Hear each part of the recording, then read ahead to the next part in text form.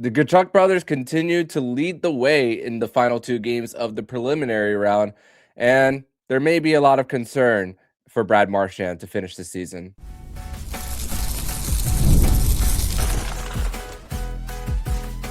You're Locked On Panthers, your daily podcast on the Florida Panthers.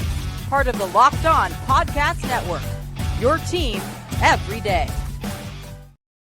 And welcome into this Monday, February 16th edition of the Locked On Florida Panthers podcast. We are part of the Locked On Podcast Network, the nation's #1 sports podcasting network, and it is your team every day. Thank you for making the Locked On Florida Panthers podcast your first listen of the day. I'm Armando Velez from the Hockey News. You can follow me on X at MondoMan12. Follow the show anywhere you listen to podcasts and on YouTube. And shout out to the everydayers who come back here and get your daily Florida Panthers fix and Olympic hockey fix. Today's episode is brought to you by FanDuel. Use your profit boost on an NBA future and get entered for your choice to win a trip to the NBA Finals. Play your game with FanDuel, the official sports betting partner of the NBA.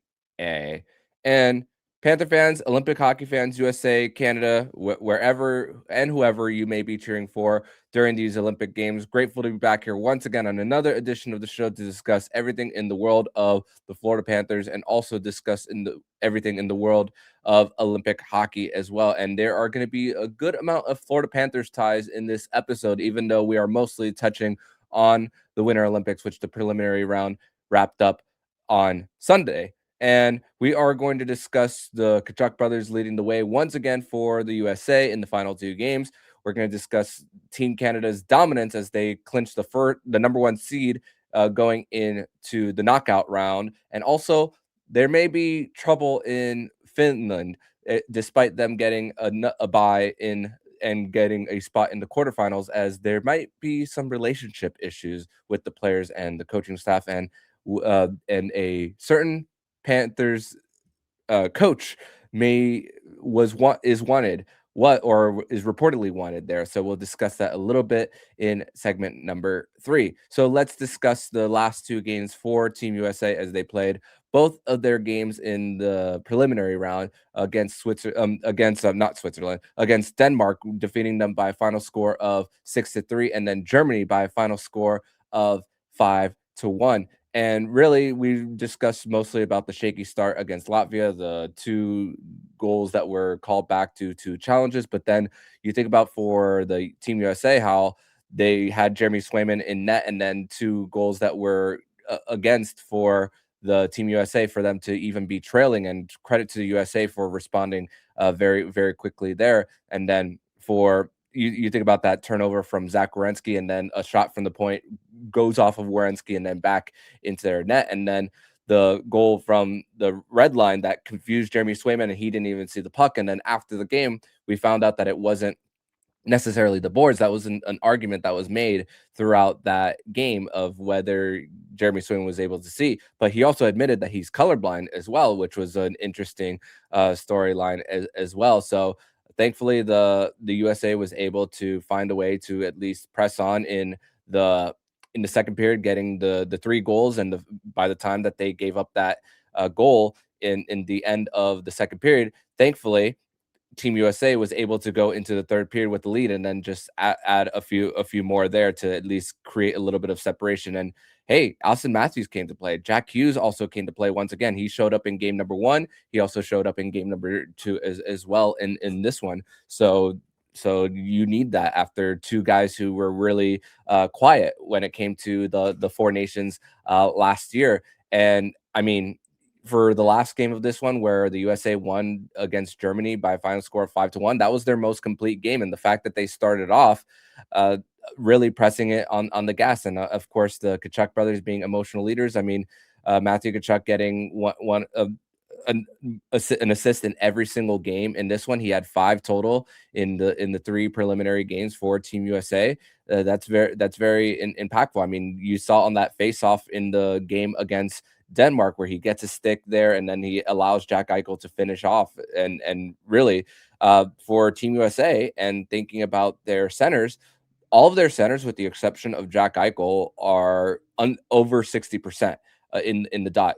Dylan Larkin, he's in the 70s when it comes to his faceoff percentage. So the bottom six is at least getting a good amount of offensive zone time and also allowing themselves to work the pucks to the point on the half walls when they win their battles and work it up. So it allows the defenseman to at least skate a little bit from the blue line, a little bit to the high slot, and then at least get either a cleaner shooting lane or at least even if it's a block shot that the opposition is staying down and allowing if the pucks do go back to the USA there, they could work it quickly before they're able to get set. I mean, even getting a little bit of speed when it comes to just throwing something on net. You saw with the example of the Noah Hannafin goal, he's gaining a little bit of speed. The shot goes off, and then it goes right back to him, and then he's able to get the puck to the back of the net there. So that was very important for Team USA there. And the fact that even though the size advantage for Team USA is a little bit smaller than Team Canada, that blue line for Team USA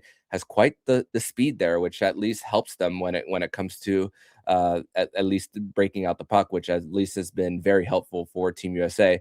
And thankfully, and the thing is with the second game of this one, where I was very surprised that Jake Ottinger wasn't even dressed as the backup goaltender and Connor Hellebuck wasn't given a rest there. I get there was a day off between the first game and the second game, and maybe break glass in case of emergency. You have a situation where you put Connor Hellebuck in case the game got out of control and they were trailing. You put Hellebuck there, and then you reevaluate the very next day and give him the rest there. But if you are Mike Sullivan, maybe if there's one thing that you would have maybe made a change for there, it's maybe the fact that Jake Ottinger should have been the backup, and then no matter what, Connor Hellebuck gets the start for Team USA in that game against Germany, which ended up being kind of a winner take all as far as the group for Group C for Team USA. But again, the USA hasn't had they haven't been. I wouldn't say they have been as really that tested because of the goaltending matchups that they've faced. They've faced Germany's backup goaltender there. They didn't face Philip Grubauer, and they didn't face Freddie Anderson against Denmark. Which it's funny as far as the storyline with Jake Sanderson and on the Team USA and Mads Sogard with Denmark. They were kind of going at it in the media earlier in the year where Ottawa has had their fair share of goaltending issues, and with Linus Ullmark taking a leave of absence when Mads Sogard wasn't necessarily getting the saves for Ottawa, Jake Sanderson called him out in the media, and then there was a lot of times where Mads Sogard was very shaky, not handling the puck well when it did get in deep, and then you saw how he was not really in position whenever it was him using his lateral movement in the crease. So that was also a little bit of shakiness that we saw there from the Danish goaltender there in that game. So that was a very interesting storyline for that game, and also interesting storyline based on everything that's going on politically between USA and Denmark as well. With when Denmark took the lead, the Greenland flag was being flown, but that's I'll stop there when it comes to that. But also going back to the faceoffs and the fact that Eichel is the only one that is not really winning his draws well as much as the other guys, is the fact that you have the Tkachuk brothers who are very well at getting behind the opposition, especially when it comes to draws in the O zone. Let's say the faceoff is going on the right side of the ice in the O zone. You already have Brady Tkachuk already as your F1, which Brady Tkachuk has been as far as more of the emotional leader of the Tkachuk brothers. I will say this, even though there's a Panthers podcast, he's been more of the emotional leader than Matthew has, just not by much, but still he is the faster skater. He is more of that north-south guy. So when it comes to his hits being delivered, it's with a lot more force and that boom that he brings. So if even the USA is losing their fair share of draws, you have Brady Tkachuk going all the way on the other corner. If the draw is on the far side, he's already on that near side corner, trying to take away and activating that F1. So by the time the puck gets there and the opposition is getting pinned, you could already have Jack Eichel or either Matthew Tkachuk there to support. And if they're trying to sweep it out of there, you already have them on time there, and also that works to at least get the defense not only come from the blue line to get to either the top of the circle or right at the dots as well. So that has been really helpful for Team USA. I will say for USA, they have to have Connor Hellebuck really steal games from here on out for them coming out of the preliminary round going into the knockout stage. They're going to be facing the winner of Sweden and Latvia, which there's a lot of trouble with Sweden right now as far as their coaching staff with the managing of the lines, which if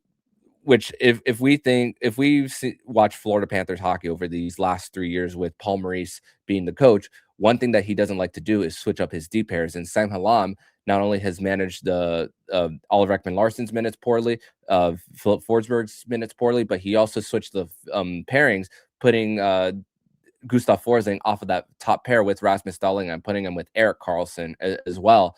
And then putting him right back there. And then once Philip Forsberg gave up a goal against on a shift when he got some extended minutes, right back to there. And it's a little bit deflating for Sweden coming out of that preliminary round because they won in their final game, but a goal against while on the PK by Dalibor Dvorsky of Slovakia, that had Slovakia win the group despite them losing because it was the goal differential against between the three teams of Sweden, Finland, Slovakia instead of the total goal differential. Despite Finland pouring it on against Italy in the final game, that really was the tiebreaker when it comes to three teams and being that three-way tie there. So one goal against away from it being the four nations as the top four, and now my medal prediction is going out the window because I had Canada gold, USA silver, and then Sweden bronze, but they're likely going to be facing each other in the quarterfinals against Latvia, which Latvia for them, Sandis Vilnius hasn't been noticeable, and that's where you really see that his age really coming to light here. And Uvis Belinskis, he's getting those top power play time. He had a 24 minutes in the last game for Latvia there, but I mean, a lot of the guys who are playing top minutes for Latvia, those guys are playing at the bottom of the lineups on the club level. So you really kind of see the difference there, where Zemis Girgensons is your top line center for Latvia there. I assume that they're going to go with Artur Shilovs the rest of the way, as Elvis Merzlikins was a little bit shaky against USA there. They did put Shilovs in the final period because they had a day off in between the second and third game, but I just think you ride Shilovs because of what he's been able to do, even in short playoffs and even in the AHL for his career then. But we'll see which matchup USA in fact does get once the quarterfinals does begin on Wednesday. But we're going to transition to segment number 2, where we're going to discuss Canada and their quest for gold, now getting the very top seed for post preliminary round, and as they wrapped up, and man, did they come out with a line that was lethal. But again, Brad Marchand may be shut down for the rest of the regular season after the Olympics. We'll discuss that more next year on the Locked On Florida Panthers podcast. Today's episode is brought to you by FanDuel. And ever wanted to experience the NBA Finals and live and in person? FanDuel is giving you the chance to turn that dream into reality with their NBA sweepstakes. That's how it works. Use your profit boost on any NBA future, and you'll automatically be entered for a shot to win an NBA Finals trip for 2. That's right. Flights, tickets, the whole experience. And if you're already looking at the board and thinking about which team to make a deep run, this is the perfect time to lock in. I love futures this time of year, whether it's picking up a team to win the championship or grab the conference title. It adds an extra layer of excitement to every game down the stretch. Now you can pick your you can not only pick your cash, it could also send you to the finals. Visit FanDuel.com to get started and use your profit boost on an NBA future and get your entire chance to win a trip to the NBA Finals. Play your game with FanDuel, an official sports betting partner of the NBA.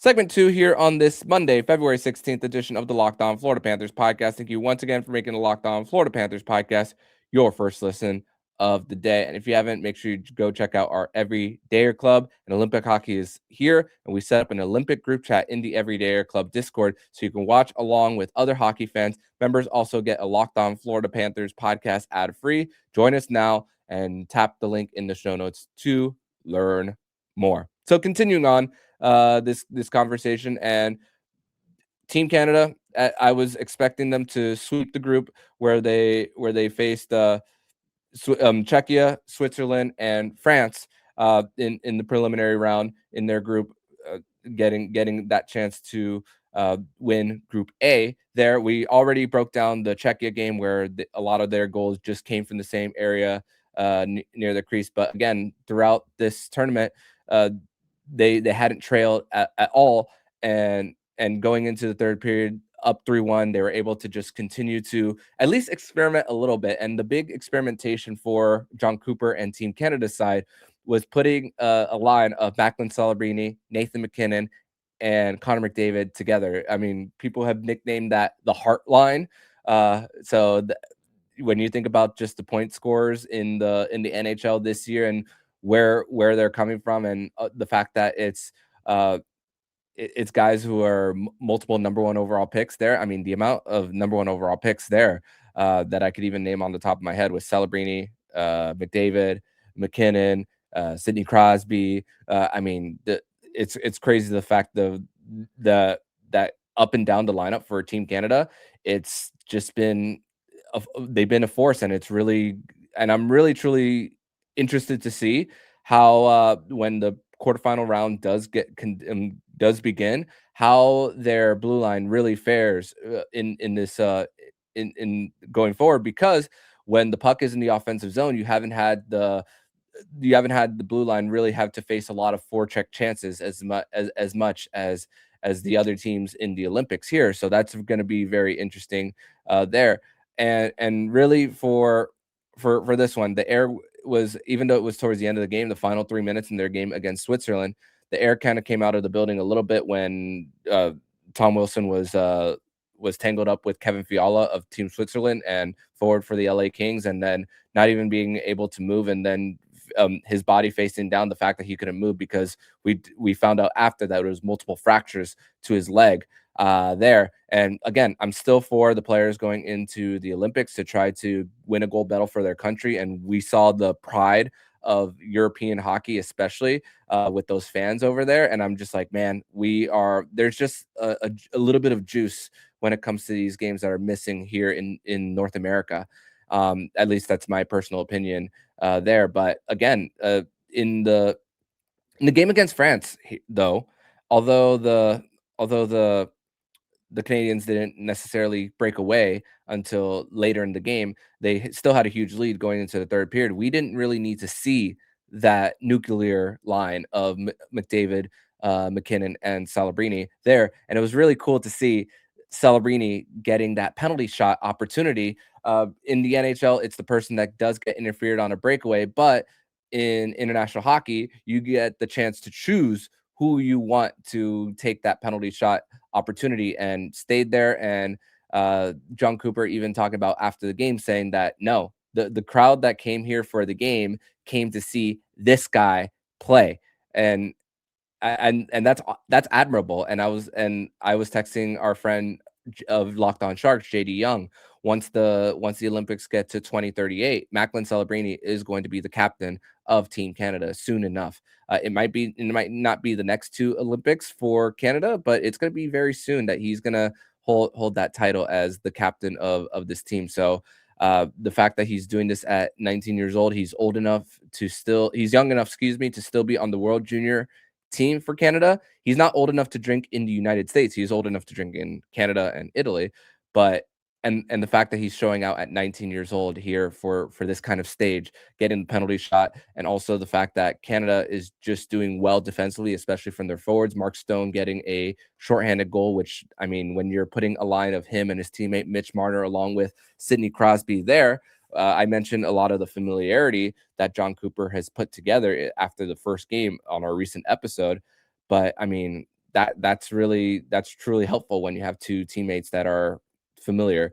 And one conversation that I do want to have here is the fact that Brad Marchand, he didn't play the last two games, and you heard it here first when we had our last episode with Nick Fairbanks on Fairbanks Friday, is the fact that I was expecting Brad Marchand to rest in this one, but the fact that they already won their two games and the fact that they were going to win the group no matter what, with their last game being against France, and France couldn't hold any type of tiebreaker because the fact that they lost the first two games.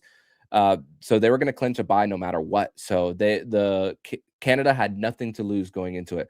The only thing that they had to lose was possible seeding there. But you want the easiest path as much as you can to the final, which we are guaranteed that the USA and Canada will not meet before the gold medal game, which this is the expectation here for these Olympic Games based on that. But John Cooper did say that he will play in the quarterfinals. And this is kind of bringing me back to the Tkachuk situation at Four Nations last year. I said it before. Tkachuk will play in the final game of the Four Nations face-off and then will miss a lot of time. And it looks like it's going to be trending the same way for Team Canada, as Brad Marchand missed 7 games right before coming back and then re-injured himself, played that game against the Boston Bruins, and then didn't play on that second end of a back-to-back there.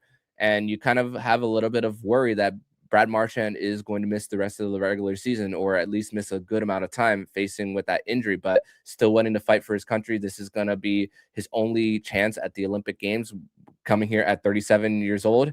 And had a great first game on that assist to Bo Horvat, which Bo Horvat continued to be a force the rest of the way, playing with Seth Jarvis and Sam Bennett there, which it's funny because I forget which podcast it was with when Brad Marchand does come back into the mix for Team Canada in the quarterfinals, that it's going to be Nick Suzuki to be the one that scratched. And I don't necessarily believe that that's going to be the case, because if the Canada is going to go the nuclear option with putting Celebrating McKinnon and McDavid together, you gotta be and put Tom Wilson back down a line. You got to be able to shift Nick Suzuki back to center in that situation there. So I don't think it's going to be Nick Suzuki that's going to be the one that is scratched. Which Nick Suzuki also has made some great plays and also has been shown that he's belong in this. But also, we saw Gordie Howe hat trick in this one with Tom Wilson getting a goal and assist in a fight, which is the first ever in the Olympic Games. Which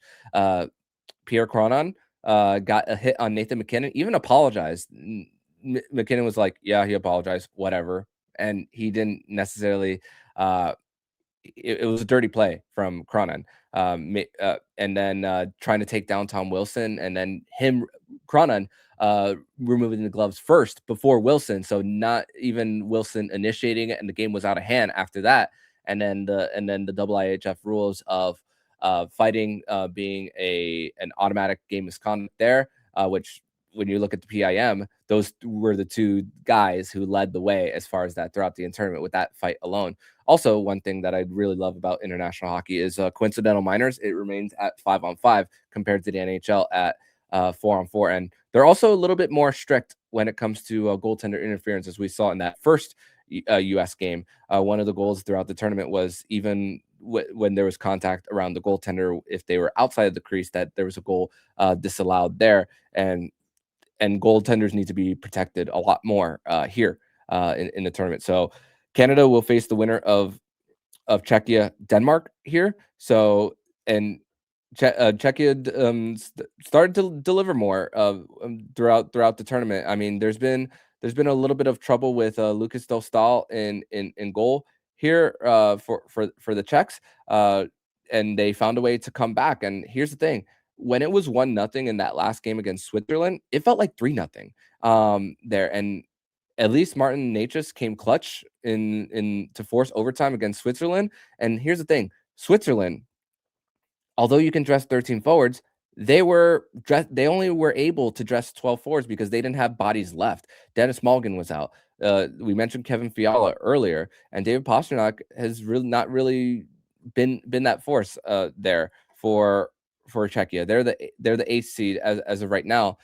So we'll see what happens in their matchup, and then having to congratulations, you get to play Canada again after playing in the preliminary round. So I thought that Czechia, although they performed well in the last game, they didn't come out with the points that they needed to at least change the seeding there for their game. So gonna be a tough road for them against Canada, and I think that they should be the favorite no matter what there for them. And Denmark in this one for their tournament, you gotta wonder what's gonna happen for them going forward with Freddie Anderson in net. Uh, did find a way to at least get a win over Latvia, getting a 3-0 lead early, and also getting an empty netter with Latvia not having the extra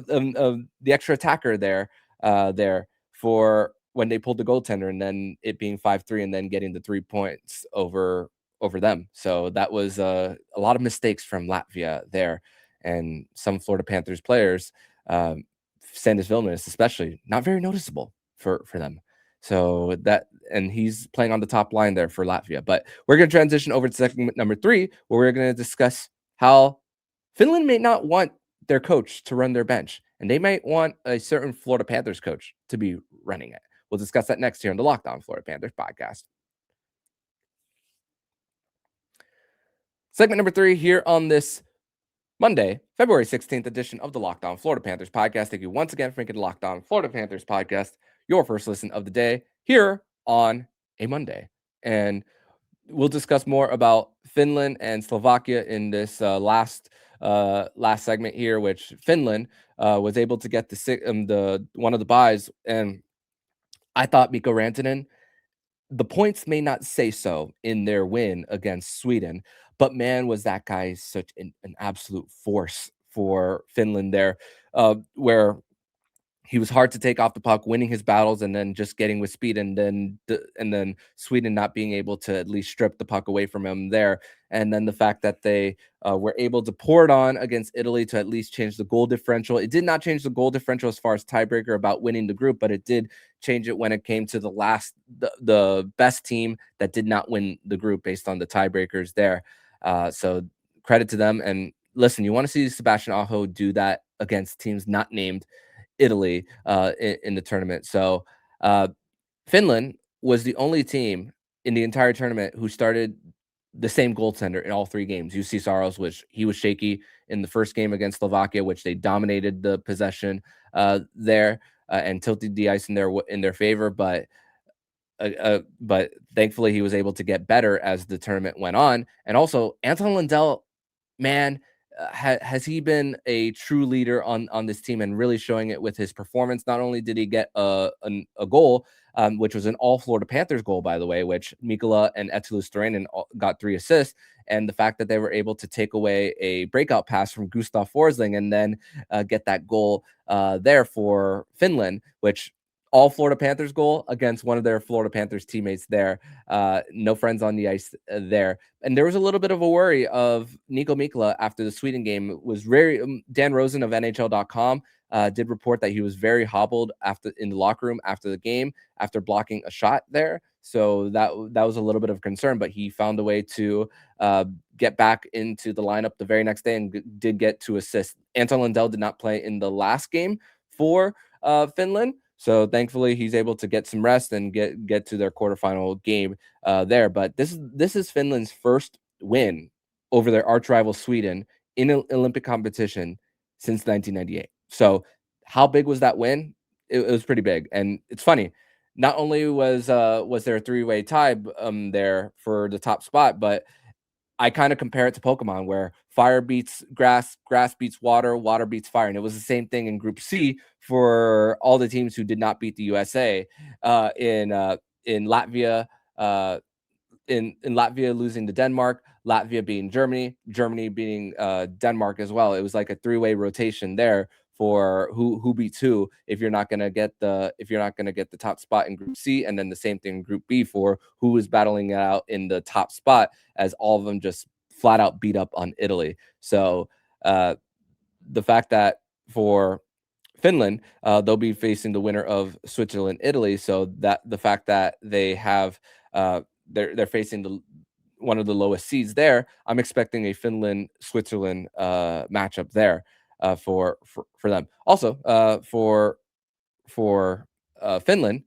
there was a lot of noise going into their game against Sweden where they did not want they apparently don't want their coach Antti Pennanen um, as their coach, as he's ruffled a lot of feathers there, and a lot of the Florida Panthers players, which is very Florida Panthers dominant in that locker room for Team Finland, that a coach that they've reportedly wanted is Panthers head coach Paul Maurice. And here's the thing as well: they're highly unlikely that they'll face off against Team Italy in the quarterfinals, but uh, the, their head coach, their head coach is actually Finnish as well. So there's a little bit of drama going into their final game in the preliminary round there. So Jukka Hallonen is the name of the Italian head coach there for Team Italy. So we'll see if the Italy can pull out an upset there. Damian Claro was great in the first game before the cramps happened, and even though he's a little bit on the older side, Leo Giannoni in his fourth Olympic Games is finding a way to get saves for Team Switzerland there. JJ Mocher has shown that he is more than just a top pair. He's not just a complimentary defenseman. He's actually a top pair guy who could take on the heavy minutes and actually uh, break the puck out cleanly there, and also not lose the puck at the blue line there. And also Roman Josi, we mentioned the game against Czechia for Switzerland. He was single-handedly changing the game for Switzerland, and when it was still 1-0 in the second period in that matchup there. And again, I will say it felt like a 3-0 game in favor of Czechia right before Switzerland came back, and then you see that Martin H just forced it into overtime, and then right before Switzerland was able to get that winner, which was the only overtime game in the preliminary round. So hopefully we see more of that coming in the knockout stage as it begins on Tuesday there, which it's not reseeded in the quarterfinals because it's back-to-backs for Tuesday going into Wednesday, which the teams on buys have major advantages there. It's going to be interesting to see if teams go back-to-back with certain goaltenders, which I'm assuming that Finland will ride Saros the rest of the way. You got to wonder with Denmark and Artur Shilovs and Elvis Merzlikins, who goes who there. And so that's going to be interesting. But the last team I want to mention here is Slovakia. Slafkovsky. Oh my goodness. Can that guy is this guy an actual force? 10 goals in 10 Olympic Games.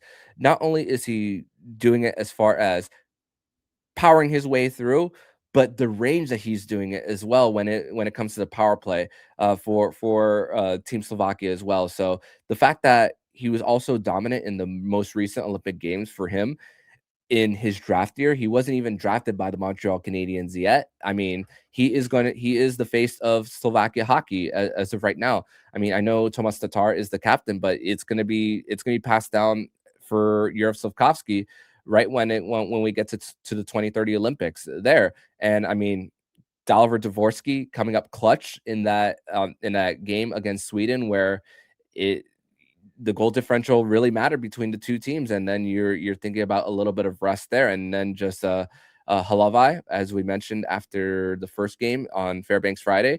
Most recently, he came up big once again for Slovakia. So got to give a lot of credit where credit is due here.